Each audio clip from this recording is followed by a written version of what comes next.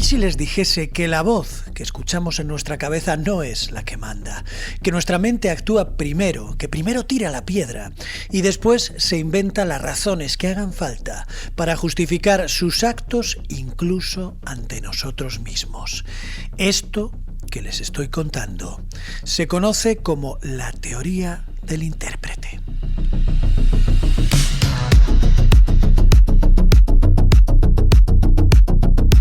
La teoría del intérprete fue propuesta por el neurocientífico Michael Gazzaniga, uno de los pioneros en el estudio de cómo se comunican los hemisferios del cerebro humano.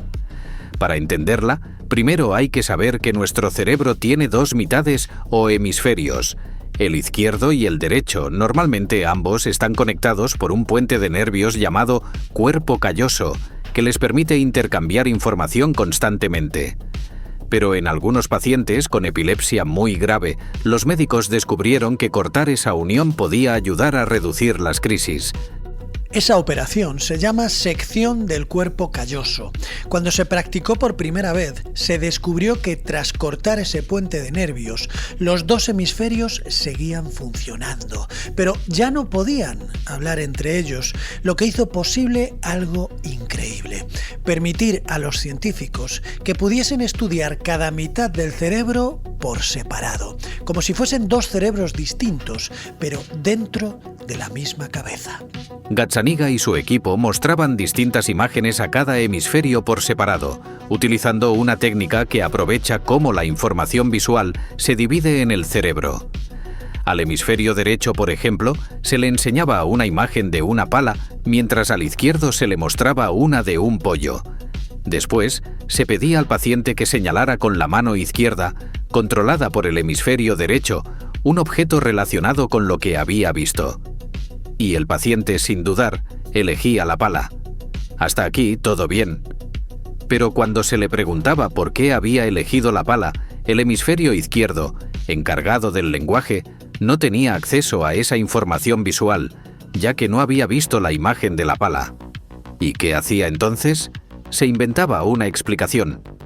Las personas decían, por ejemplo, que habían elegido la pala porque habían visto un pollo y los pollos viven en granjas y en las granjas se usa una pala para limpiar los residuos de los pollos. Pero la realidad es que el paciente no era consciente de haber visto la pala porque esa imagen había sido procesada tan solo por el hemisferio derecho, que no tiene acceso al lenguaje. Por eso, cuando se le pedía explicar por qué la había elegido, el hemisferio izquierdo, que sí puede hablar, pero no había visto la imagen, se inventaba una justificación lógica, pero a la vez falsa, y lo hacía con total convicción. No mentía, simplemente su cerebro trataba de encajar las piezas para mantener una historia coherente sobre sus propios actos. Un hemisferio actuaba sin poder explicar, y el otro explicaba sin saber lo que había pasado. Y el cerebro, para no quedarse sin respuestas, rellenaba los huecos inventando una historia que sonara creíble. Eso es lo que Gazzaniga llamó el intérprete. Una especie de narrador interno que nos explica a nosotros mismos lo que hacemos, aunque no sepamos realmente por qué lo estamos haciendo.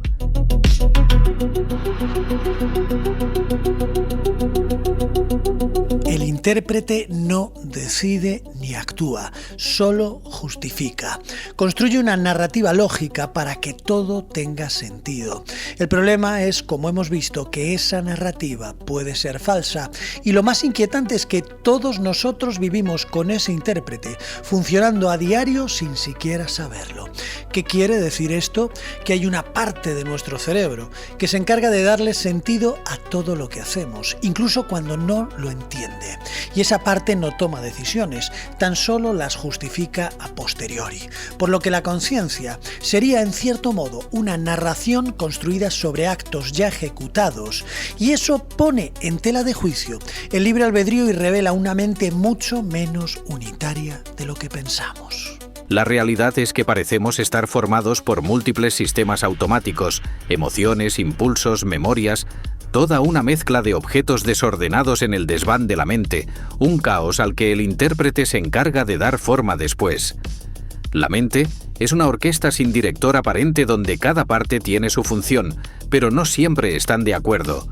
Y lo más desconcertante es que ese narrador interno, el intérprete, nunca dice «no lo sé». Siempre tiene una respuesta, aunque no sea cierta.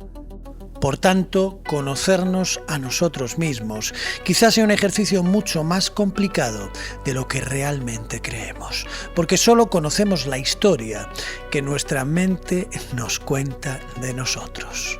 En un cerebro sano y completo, donde ambos hemisferios están bien conectados, el intérprete suele funcionar correctamente. Normalmente, cuando tomamos una decisión o hacemos algo, sí sabemos por qué lo hicimos. Cuando nuestro cerebro tiene acceso a toda la información necesaria, el intérprete cumple su función de manera certera, dando sentido a nuestras acciones y construyendo una narrativa coherente de quiénes somos.